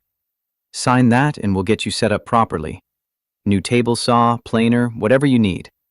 Consider it a signing bonus." "That's too much." "It's an investment." James's voice was firm, but kind. "Your work is only as good as your tools allow. I want to see what you can create when you're not limited by equipment." They went over the contract while the girls decorated cookies, and Victoria moved around the kitchen with practiced efficiency, pulling together a dinner that smelled incredible. Marcus signed on the dotted line, and James produced champagne, poured 4 glasses, 2 small ones for the girls with mostly juice. "To new partnerships," James raised his glass. "May they be long and profitable for everyone involved." They ate at a dining table that seated 12, though only the 5 of them occupied one end. The conversation flowed easily, James telling stories about furniture industry, Victoria interjecting with business insights, the girls chattering about their afternoon. Marcus found himself relaxing in increments, the knot of tension he'd carried since Saturday slowly loosening. After dinner, the girls retreated to Olivia's room for movies, and Marcus helped clear dishes despite Victoria's protests. In the kitchen, she loaded the dishwasher while he rinsed plates. Her shoulder brushed his, and neither moved away. "Thank you." He wasn't sure what exactly he was thanking her for, the legal help, the partnership, the kindness to Emma, but it covered all of it. "You keep thanking me." Vic's voice was soft. "Eventually, you'll need to accept that maybe I'm doing this because I want to." "Why would you want to?" She turned to face him, close enough that he could see flecks of gray in her blue eyes. "Because in my world, everyone wants something. Business favors, social connections, access to money or power. But you didn't want anything from me. You just wanted your daughter safe. And when I helped, you didn't see it as an opportunity to leverage. You saw it as debt to repay. That's how it should be. Not in my experience." She held his gaze. "You're different, Marcus. And different is interesting." "I'm not that interesting. Single father, small business owner, trying to keep his head above water. You let a man hit you rather than fight in front of your daughter. You used minimum necessary force against someone who threatened your child. You build furniture like you're building heirlooms." She reached up and touched his face, where Tyler's slap had left a fading bruise. That's not ordinary. That's extraordinary. The air between them felt charged. Marcus's pulse kicked up, and he recognized the feeling: attraction, possibility, the dangerous edge of wanting something he hadn't let himself want in 5 years. I should check on Emma. She's fine. Victoria's hand was still on his face. But yes, you should. He found the girls in Olivia's room, a space 3 times the size of Emma's, filled with toys and books and a canopy bed that looked like something from a fairy tale. They were sprawled on the floor watching Mulan, quoting lines at each other. Emma saw him and paused the movie. "Daddy, did you know Olivia's been to Disneyland 3 times? That's a lot of trips to see Mickey Mouse." It was boring. Olivia shrugged with 9-year-old cynicism. My old daddy just talked on the phone the whole time. The casual mention of Victoria's ex-husband hung in the air. Emma looked at Marcus. You never talk on the phone when we do fun stuff. Because fun stuff is for being present. He ruffled her hair. You girls having a good time? The best, Emma beamed. We're going to make a blanket fort after the movie and tell scary stories. Not too scary. You still have to sleep tonight. We'll be brave. Olivia said it with the confidence of children who'd never faced anything truly frightening.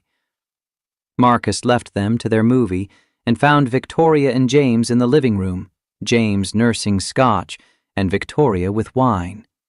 They were talking business, but stopped when he entered. Everything good? Perfect. Marcus sat in the chair across from them. Thank you for this. For everything.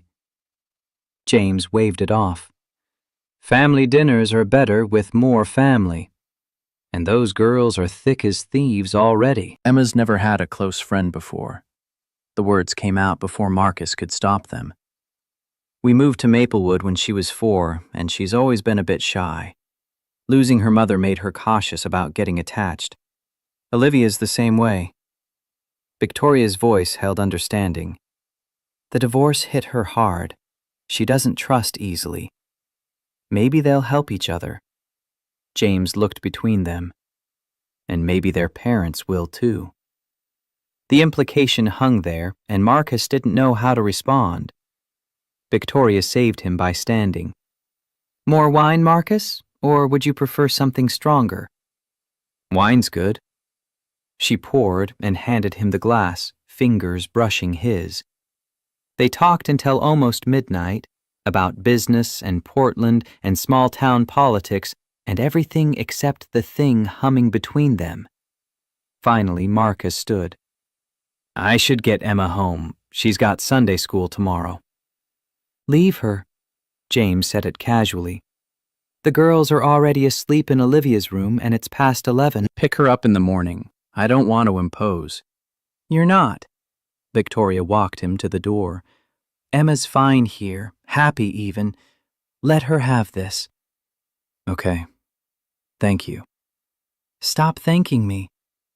She smiled, and it reached her eyes. Just accept that maybe we're becoming friends. Friends. The word felt insufficient, but Marcus nodded. Friends, then. He drove home through empty Portland streets, thinking about Victoria's hand on his face, and the way Emma had looked so comfortable in that penthouse, and the contract in his truck that would change everything. The house felt too quiet when he walked in. He went to Emma's room out of habit, saw her bed empty and unmade, the stuffed rabbit she usually slept with abandoned on her pillow.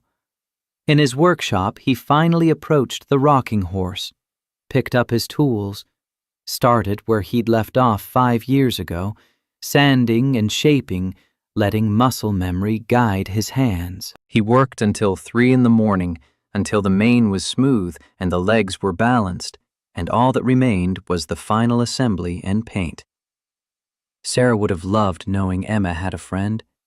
would have loved Victoria for giving that to their daughter, would have wanted Marcus to finish this damn horse and stop treating it like a shrine to grief that couldn't be moved past.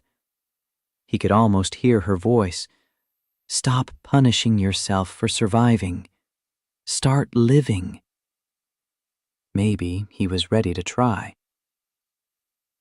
Sunday morning, Marcus picked Emma up from Victoria's penthouse at 9, found both girls already awake and buzzing with energy despite having stayed up past midnight.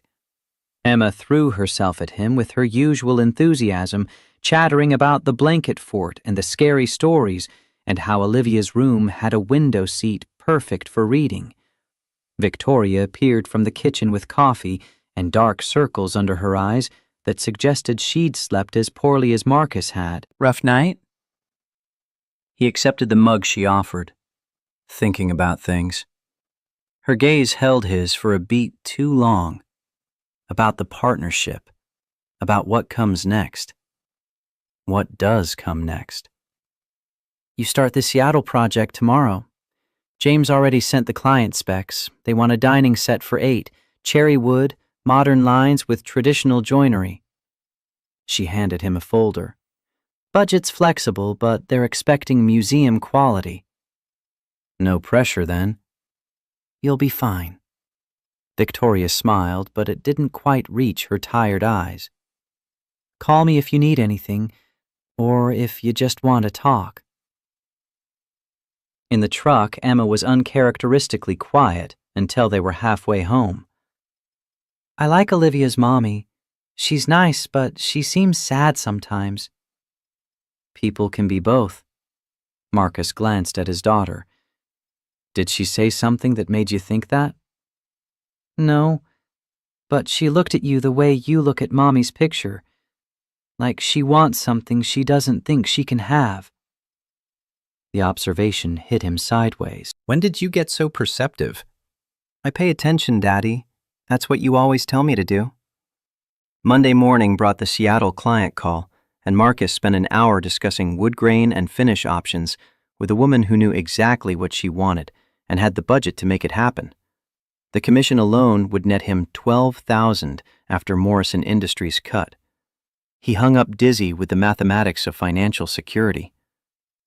The workshop expansion started Tuesday. James sent a crew to knock out the back wall and add 800 square feet, install proper ventilation and lighting, deliver a table saw that cost more than Marcus's truck. He watched strangers transform his converted garage into something approaching professional and felt unmoored, like he'd stepped into someone else's life. Emma started having nightmares Wednesday. Marcus woke at 2 a.m. to her screaming, ran to find her tangled in sheets and sobbing. The mean man came back and took you away, and I couldn't find you. He held her until dawn, whispering promises he hoped he could keep. By Thursday, she refused to let him out of her sight, clung to his hand walking to school, called him 3 times during the workday just to hear his voice. Friday, Victoria texted, Emma doing okay? Olivia mentioned she seemed upset at recess. Nightmares about the arrest. She's scared I'll disappear. The response came immediately. Bring her over Saturday. Sometimes being around other kids helps. And I'd like to see you. We should talk. About what? Everything we've been avoiding talking about. Saturday afternoon, Marcus drove to Portland with Emma, who perked up the moment Olivia's building came into view. The girls disappeared into Olivia's room, and Marcus found Victoria on the balcony overlooking the city, wine glass in hand despite it being barely 2 p.m. Starting early, he joined her at the railing. It's been that kind of week. She took a long drink. The board questioned the Heritage Collection budget, said spending 6 figures on craftsmen doesn't align with our profit margins. What did you tell them? That profit without soul is just numbers on a spreadsheet, that my father built this company on principles they've forgotten, that if they don't like my decisions, they can vote me out. Will they? Probably not. I still hold controlling shares. but fighting with a board exhausts me in ways the actual work never does. Marcus studied her profile, the tension in her jaw, the weariness around her eyes. Why do you keep doing it, if it makes you this miserable? Because 400 families depend on Morrison Industries for their paychecks. Because walking away means admitting my father was wrong to leave the company to me instead of my brother. Because I don't know who I am if I'm not the CEO. Her voice cracked. And because stopping means having time to think about how empty my life is outside these corporate battles. The vulnerability in her admission made Marcus's chest ache. You have Olivia, who I barely see because I'm always at the office or traveling for meetings. She turned to face him. Richard used to say I loved the company more than our family. I told him he was wrong, but maybe he wasn't. He was still wrong. Marcus kept his voice steady. Loving your work doesn't mean you don't love your daughter. It means you're trying to build something that outlasts you. Is that what you do? With the furniture?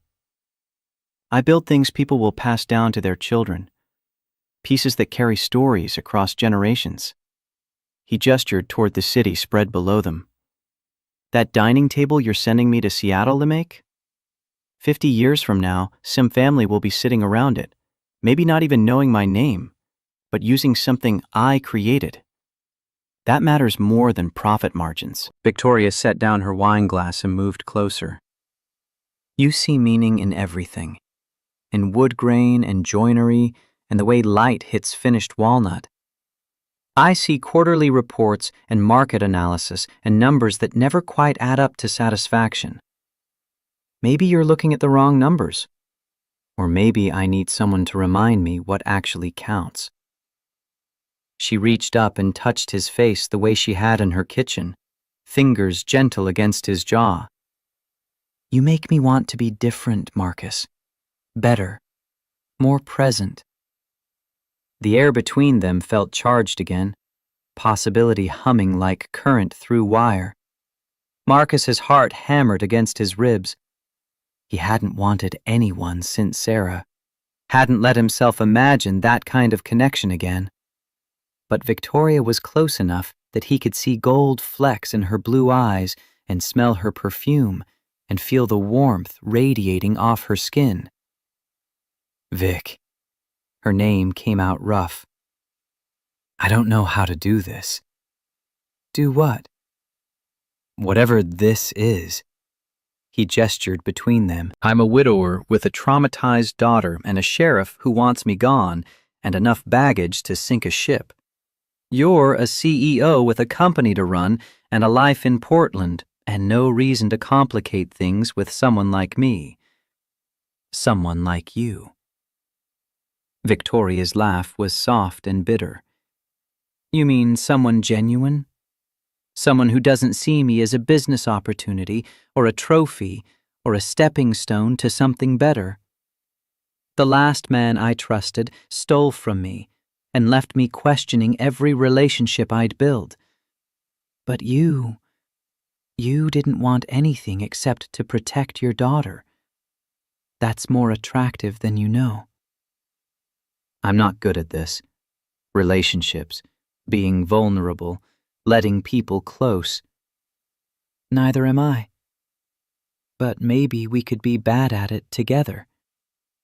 He kissed her because the alternative was walking away, and he was tired of walking away from things that scared him. Her lips were soft, and she tasted like wine and something sweeter. She made a small sound and pressed closer, hands sliding up to his shoulders, and Marcus felt 5 years of loneliness crack open like ice under spring sun. They broke apart, breathing hard. Victoria's eyes were wide, pupils dilated. Okay, that was... Yeah. Marcus's voice came out wrecked. It really was. Inside, Olivia shrieked with laughter at something Emma said, and the sound broke the spell. Victoria stepped back, smoothed her hair, tried to compose herself. The girls can't know. Not yet. It's too soon, and they're already attached, and if this doesn't work out... Agreed. Marcus shoved his hands in his pockets to keep from reaching for her again. We take this slow. Very slow. She picked up her wine glass with hands that shook slightly. But Marcus, I want to take it somewhere. Me too. They went inside and found the girls building an elaborate city from Olivia's blocks, both of them covered in marker from some artistic endeavor. Victoria surveyed the damage with the long-suffering expression of mothers everywhere. Bath time, Olivia. You look like you lost a fight with a rainbow. But we're not done with the city, Olivia protested. Emma and I are building a castle for the Princess Dragon. Dragon Princess, Emma corrected. She's a princess who's also a dragon. More powerful that way. 20 more minutes, then bath and dinner. Victoria looked at Marcus. You're staying, right? If that's okay. It's more than okay. Dinner was chaotic and perfect.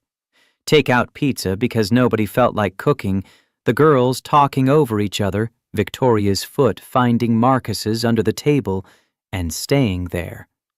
After Emma and Olivia retreated to watch a movie, Marcus helped clean up, their movements around the kitchen synchronized like they'd been doing this for years instead of weeks. I should tell you something. Victoria loaded plates into the dishwasher without looking at him. My marriage ended because Richard got caught embezzling. He'd been skimming from Morrison Industries for 2 years, hiding it in shell accounts, planning to disappear with enough to start over somewhere else. Jesus, Vic. I didn't see it. Her voice went tight. Lived with him for 7 years, shared a bed and a daughter and a life, and I didn't see that he was stealing from my family's company. The FBI found it during a routine audit. Richard tried to blame me, said I'd approved the transfers.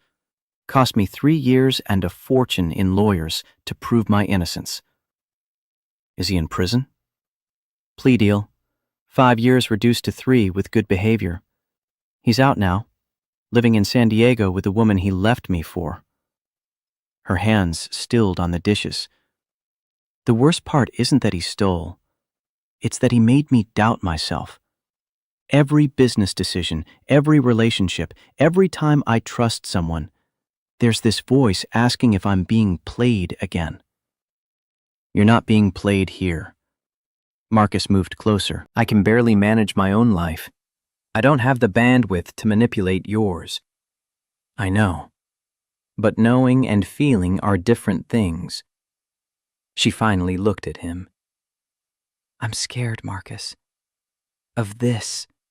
Of wanting you. Of what happens if I'm wrong again. What if you're right? Then I'm still scared.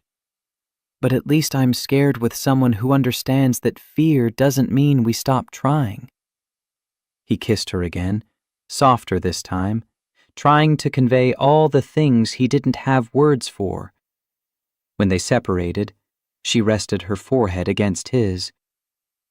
Stay tonight. The guest room. I don't want you to leave yet. Okay. They collected Emma around 10, both girls protesting until Victoria suggested another sleepover next weekend. Marcus carried his half-asleep daughter to the truck while Victoria walked beside him, their shoulders brushing. At his driver's door, she caught his hand. Thank you. For understanding, for not pushing. Thank you for letting me in. Even a little bit. He drove home with Emma dozing in the passenger seat and Victoria's taste still on his lips. The house felt less empty, knowing he'd see her again soon. He carried Emma inside and tucked her into bed, watched her settle into sleep that, for once, looked peaceful. In his workshop, the rocking horse waited, nearly complete now. He'd worked on it every night this week, driven by something he couldn't name. The need to finish what Sarah had started, to prove he could move forward without forgetting. He picked up sandpaper and got to work, shaping the final curves until his hands ached and the wood gleamed smooth under workshop lights. By midnight, it was done. He stepped back and looked at what he'd created, a cherry rocking horse with a flowing mane and strong legs, built to last generations, carrying Sarah's memory forward in a form Emma could touch. Not a shrine, but a gift. Not an ending, but a continuation. His phone buzzed. Victoria's name on the screen with a simple message. Thinking about you. He typed back. Same. Her response came quickly. Is this crazy?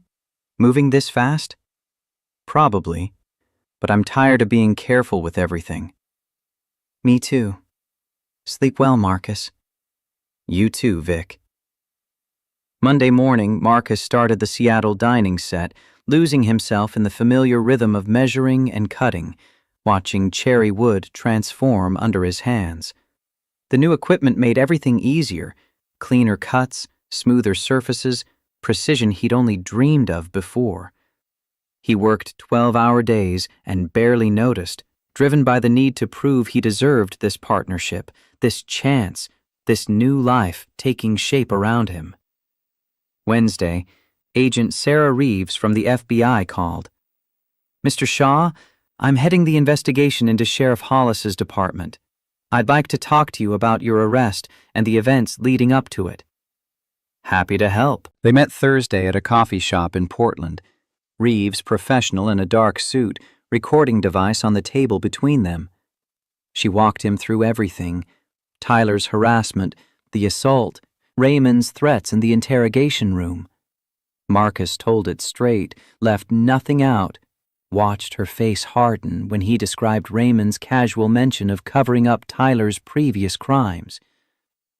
We found documentation of at least 15 instances where charges were dropped or evidence disappeared in cases involving the Garrett family. Reeves clicked off the recorder. Your case gave us probable cause for the warrant. What we found is enough to bury Sheriff Hollis and Robert Garrett for years. What about Tyler? He's looking at 18 months minimum across multiple assault charges once we convince the previous victims to testify. Most were too scared before, but knowing we've got his father and uncle on corruption charges is making them braver. Good. Marcus meant it. Tyler needed consequences. Needed to learn that money and connections only protected you until they didn't. You did the right thing. Reeves packed up her equipment. Standing up to bullies like Tyler opens doors for everyone else they've victimized. We're filing formal charges against Raymond and Robert next week. The news should have felt like victory, but Marcus just felt tired. He drove to Victoria's office. She'd invited him to see where she worked, said it would help him understand the pressure she was under. Morrison Industries occupied floors 12 through 15 of a downtown building, all glass and steel and people moving with purpose. Victoria's assistant showed him to the top floor, corner office with views of Mount Hood on clear days. Victoria sat behind a desk covered in reports and blueprints, phone to her ear, gesturing sharply as she talked. She saw him and held up one finger, wrapped up the call with clipped efficiency. Sorry. Board member questioning the Heritage Collection numbers again. She stood and came around the desk, kissed him quickly before seeming to remember where they were. Her cheeks flushed. That was unprofessional. I won't tell HR. Marcus glanced around the office. Minimalist furniture, abstract art. Nothing personal except a framed photo of Olivia on the desk. This is where you spend 60 hours a week? More like 70. Victoria followed his gaze. I know it's sterile. Richard used to say it looked like a hotel room, no warmth or personality. He wasn't wrong. It looks like you're ready to leave at a moment's notice. Maybe I am. She sat on the edge of her desk. Maybe I've been ready to leave for years, but didn't know where else to go. You could go anywhere. You're brilliant and successful and lonely. Victoria cut him off. Success without connection is just isolation with better furniture. I built this empire, and some days I can't remember why. Because it matters. Because those 400 employees depend on you. Because your father trusted you to carry his legacy forward. Legacy. She laughed without humor. My brother Michael calls once a month to ask when I'm stepping down so he can take over. Says father made a mistake leaving the company to me just because I'm older. That I've feminized Morrison Industries, made it soft by focusing on artisans over profit. Sounds like your brother's an ass. He's not wrong, though. Profit margins are down 12% since I took over. Stock price is flat. The board tolerates me because I hold controlling shares, but they'd replace me in a heartbeat if they could. Then maybe it's time to stop trying to please people who don't value what you're building. Marcus moved closer. Heritage Collection might not maximize profit, but it means something. It preserves skills that would otherwise die. It gives artists like me a chance to create instead of just survive. That's worth more than stock prices. You really believe that? I live it every day. He took her hands. Sarah used to say that wealth isn't what you accumulate, it's what you give away. The furniture I build outlasts me. The employees you support feed their families. That's the only legacy that matters. Victoria's eyes were bright with unshed tears. How do you always know exactly what I need to hear? Because I need to hear it too. Marcus pulled her close, felt her arms come around him. We're both trying to build something that lasts in a world that only values what's immediately profitable. That's lonely as hell until you find someone who understands. They stood like that until her assistant knocked with a reminder about her 3 o'clock. Victoria pulled back reluctantly. Dinner tonight? My place? I'll cook something that isn't takeout. You cook? I'm full of surprises. Be there at 7. He spent the afternoon in his workshop finishing joinery on the Seattle dining table, mind only half on the work. The other half kept circling back to Victoria in that sterile office, to the loneliness in her voice, to how she'd felt in his arms like she belonged there. 5 years since Sarah died, and he'd convinced himself that chapter of his life was closed. But maybe some doors didn't close. They just waited for the right person to walk through. 7 p.m. found him at Victoria's penthouse with wine and flowers because that felt like what you did when a woman you were falling for invited you to dinner. She answered the door in jeans and a sweater, hair loose, looking younger without the CEO armor. You brought flowers. Her smile was genuine.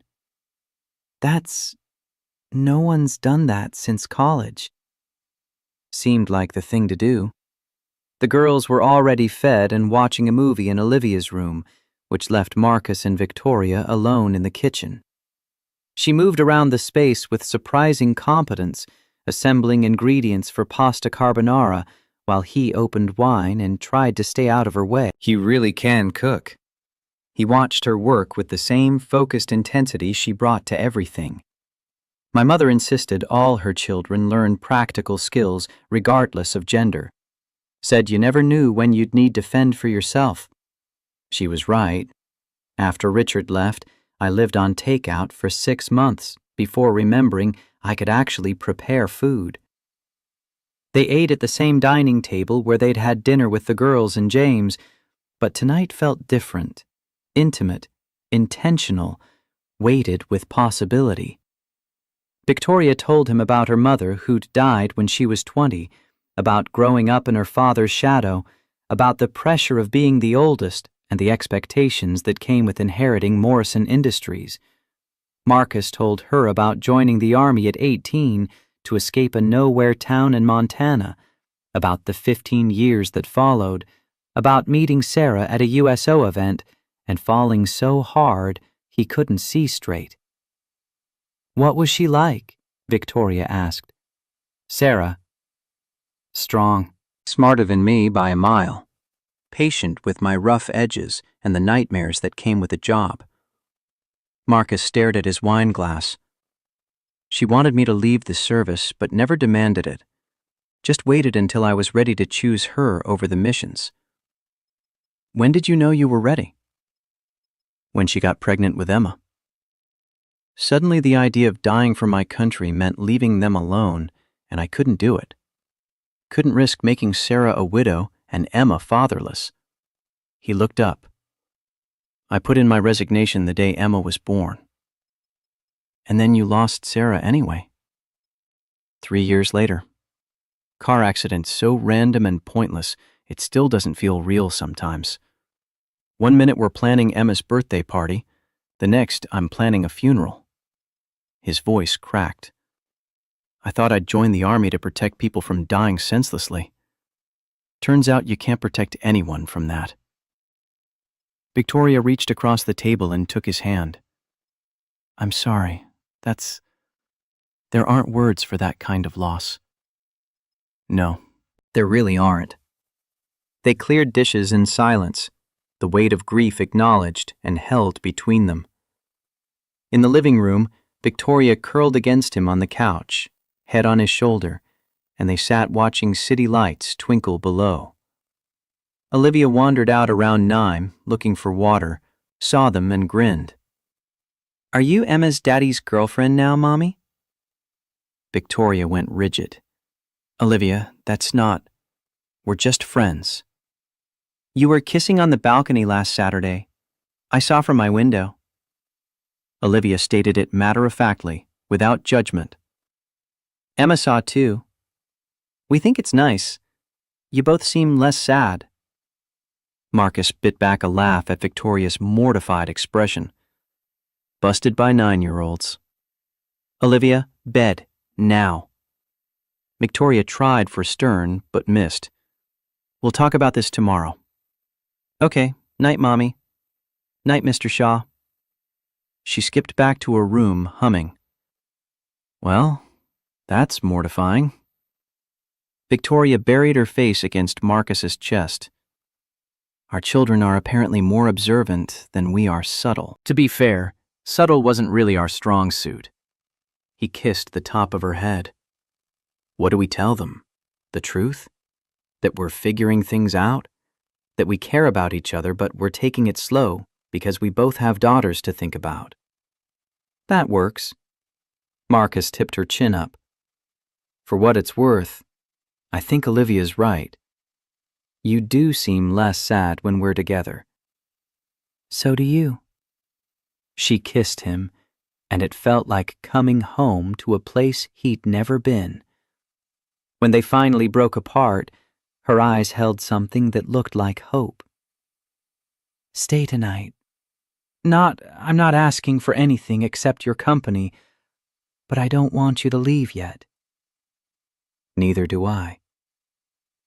They collected Emma from Olivia's room, both girls wearing matching grins that suggested they'd planned this entire evening. Marcus carried his sleepy daughter to the guest room, while Victoria got Olivia settled. They met in the hallway, and Victoria took his hand. "Thank you.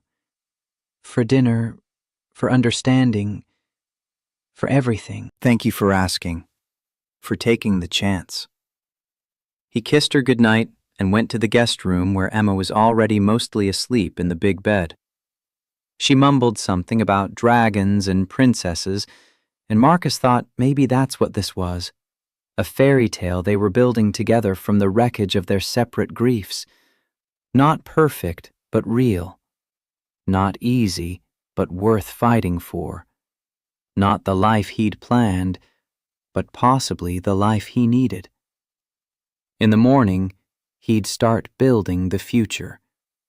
But tonight, he'd rest in this moment of possibility and let it be enough.